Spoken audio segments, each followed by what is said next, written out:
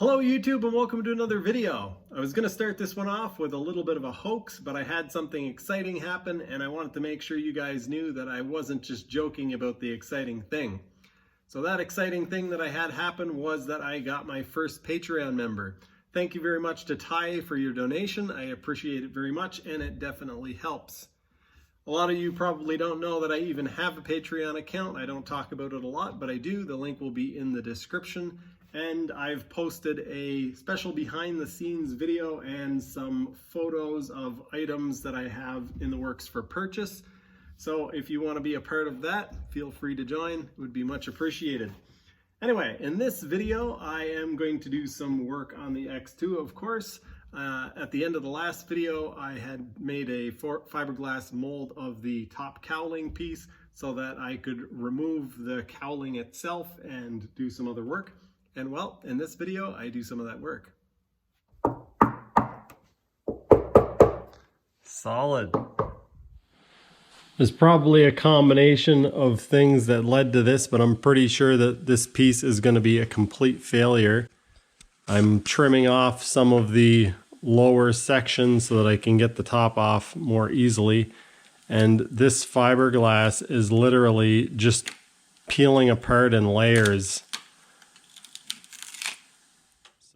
Well, it turns out that it's actually better than I thought it was going to be. It's going to be a usable mold. I learned from my mistakes. I did a couple of things wrong when I was making this, and I won't do those again. It's going to be a long time before I actually make a part out of this, but now I have this off. And I can start installing my steering components and figure out what I'm going to do under there. Well, I think it's pretty obvious. I've been doing some work without recording. I got the steering installed, which means I got the steering plate installed and the squirrel cage. That's what they call that thing back in there. I also installed the blocks for the surf brace, and I test fitted the chassis brace on this side, on the exhaust side, and it fits in there without getting in the way of anything. The one for this side, this thing here, will not fit in there. It interferes with the carburetor. I think with the surf braces on there, I don't need those anyway, but I'm gonna run that one just to be on the safe side. What else did I do? Oh yes, I installed the trim lever and the trim modification. I modified the modification. So this block used to have a piece on the bottom of it. It used to have a giant thing over the top, and this used to be a round plate, and I trimmed it down to make it way less and to make it more sleek. It didn't need to be as big as it was. This is some of the stuff that I chopped off. This was 1/2 of the disc on each side of the arm. This is the bottom of the side that the cable hooks up to. This piece also was chopped off. And then I chopped a bunch of aluminum off of the support or the bracket itself. I think one of the next things I'm going to do is install the seat brackets. And I might install the hood bracket. I still haven't fitted the cooling line, so I need to do that. I need to go grab a throttle cable off of the ZXi 1100 outside because this cable is a little bit short. I could struggle through and make it work, but I think I'm just going to switch it out for the 1100 cable that I have. Then there's some wiring up to the handlebars, the stop-start switch that I need to take care of. I think I'm going to leave that thing blue for now. I don't really care about it. The whole top of the ski is kind of going to look like, it's going to look like an extreme mess here while I'm doing my testing. But hopefully at some point I get around to finishing it up and doing the carbon fiber skinning.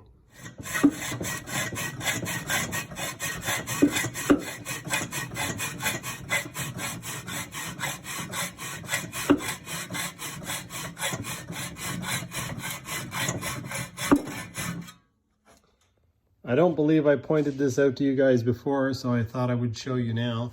You can see the weld bead lines up there. So that's how much off it was. And the hose had to be bent basically in order to get it to line up.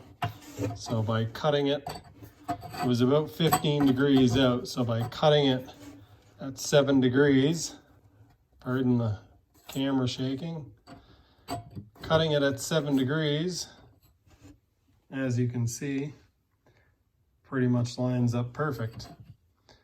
One of the next things I need to figure out here is what I'm going to do about a fuel tank. I took a few measurements and figured out that basically if I go 10 inches back, that'll give me some clearance. And then I think 19 inches across and 6 inches tall. So that would be just under the bottom here. If I did that all the way across, that would give me about 19 liters. So if I make it so that the bottom dips down, that'll give me an extra few liters, and I can still use up some of this space here. I can make a little, basically I can come in around the exhaust, and I could actually have close to a 30-liter tank if I wanted to, but I probably won't go that crazy. My cat's climbing the ladder to get in the attic because he knows that's how to get there, but I've moved the ladder because I was just using it. You're in the wrong spot, buddy. It's funny how my mind works sometimes. I was thinking of a way that I could copy the bottom of this hull to make the shape of the tank. And I remembered that I actually made a video showing how I copied the shape of the hull to make this piece. So I figured even though I've already shown it in one video, I would show that little trick again. Basically, I've taken a piece of cardboard and I'm gonna poke a hole in it right here. I need to make sure this stays upright, but I can drag this along the hull. And as long as it stays upright, it'll copy the pattern of the hull onto this piece of cardboard. And this is the result. You can see that piece fits in perfectly along the floor and goes over the ribs. I've decided that even though this will be necessary at some point, making templates to build a gas tank, this isn't the smart thing to do, and that's because I'm not going to be making aluminum form the bottom of the hull. So this is basically a waste of time at this point. If I do make a fiberglass or carbon fiber tank, this will be necessary, but probably even then what I'll do is just take a mold of the bottom of the hull and then integrate that into whatever mold I use to make part of the tank. But what I've actually decided is to buy a fuel cell. So I'm gonna buy a 5-gallon fuel cell that is 12 inches wide, so it'll just about fit in between these ribs, 12 inches long. So that will fit this way. And I forget how tall it is. I think it's 8 inches tall, so it'll clear the exhaust and come up to about here, something like that.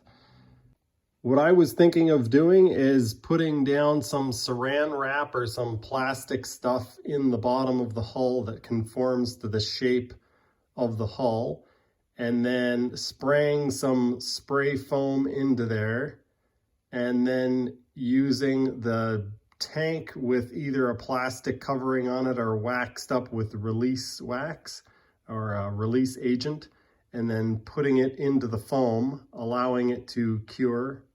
And then basically I would have a piece that formed perfectly to the bottom of the hull and perfectly to the bottom of the tank. And then all I would need to do is have a couple fasten points or points where I could put straps on it. You guys ever notice how jobs you think are going to be quick usually take the longest, and then jobs that you think are going to take long, well, they also take long?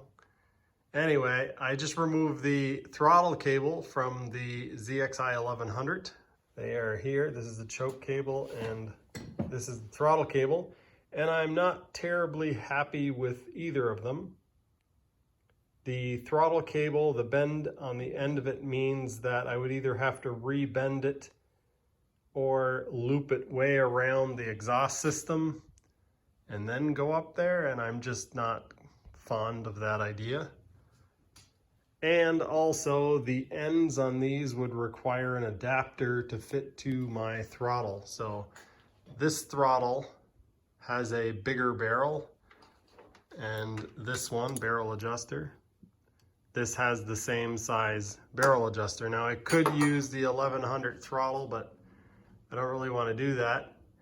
What I might end up doing is cutting the end off of the X2 cable and then using the bottom section of the choke cable because it has a nice 90-degree bend in it.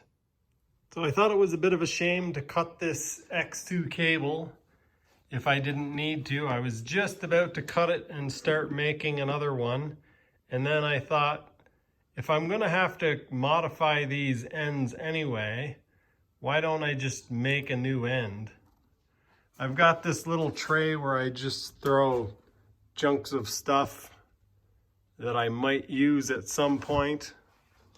And I found some terminals, brass terminals off of the relay, old X2 relay.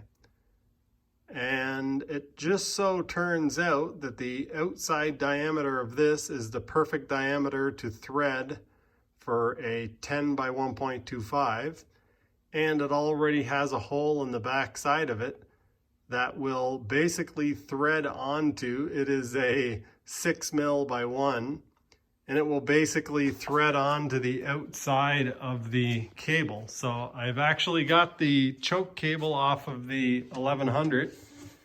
So as you can see, this bend is a much nicer bend. It comes and goes right up towards where the cables and wires come through. Follow that up, and we've got our throttle cable that is about 1.5 feet too long approximately.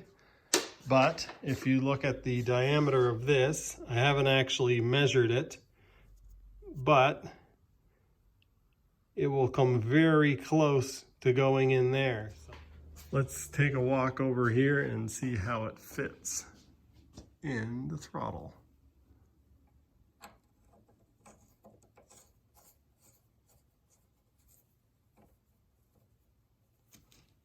Very nice. Now, what I need to do is get this end in there.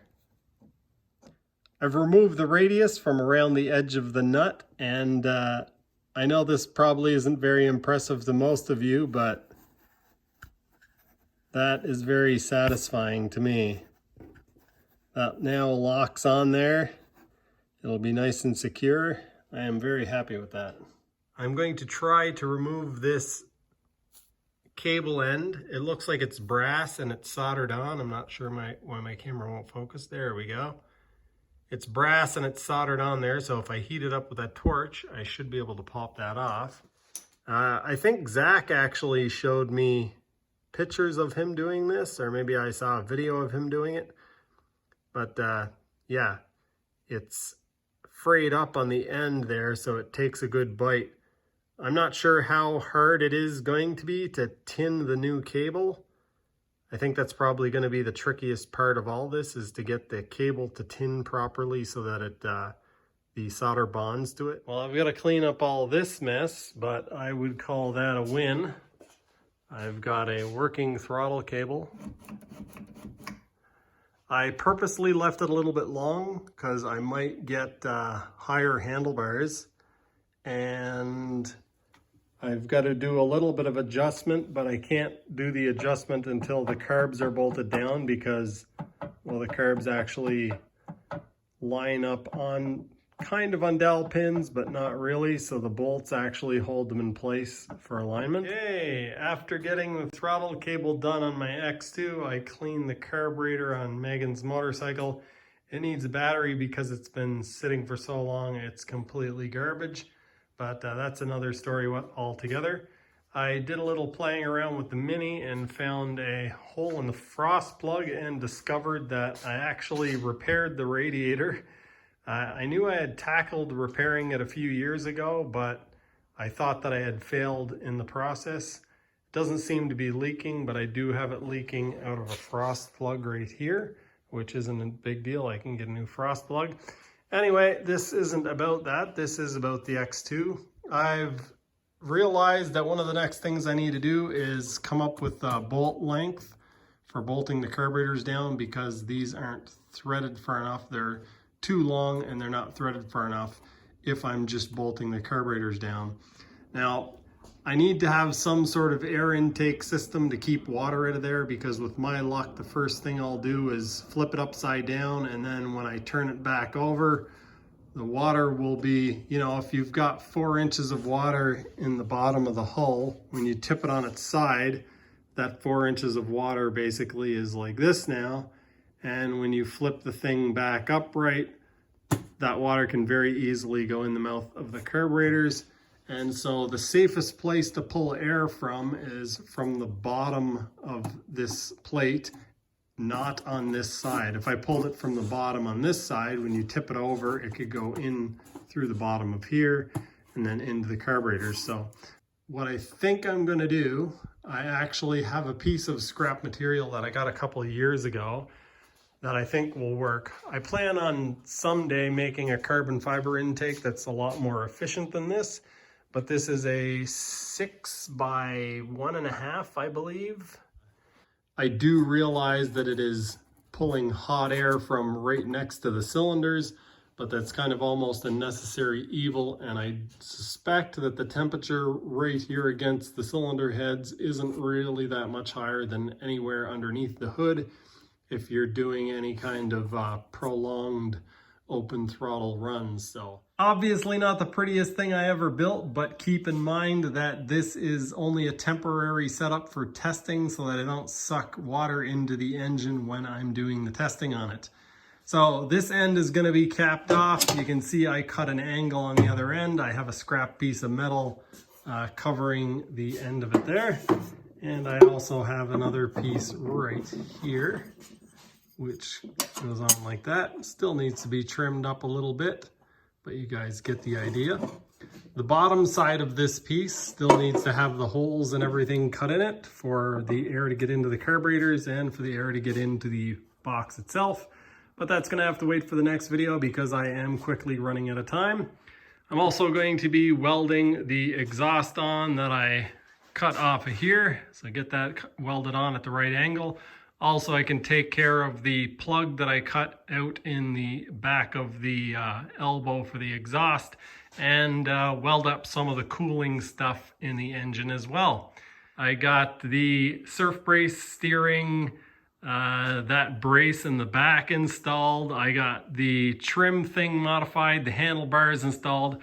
I also got I never showed you guys this, but oh my goodness, it's gonna fall over. Anyway, I got the latches, not the latches, but the hooks for the seat installed. I riveted them in place.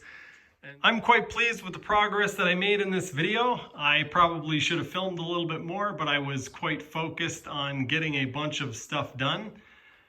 I should be getting the fuel tank for this early next week. It's supposed to come in on Monday, and I might actually have to cut a notch out of the tank to clear the exhaust. I might cut a slant in it. It shouldn't be a problem because I do have an aluminum welder and I've been saving a bunch of small aluminum welding projects so that I can do them all together and be a little bit more efficient with it. Once I get the fuel cell installed, that should give me a much better idea of how much space I have to work with in the hull. I still need to figure out where I'm going to mount the E-box and some other things, so hopefully we can get some of that figured out in the next video.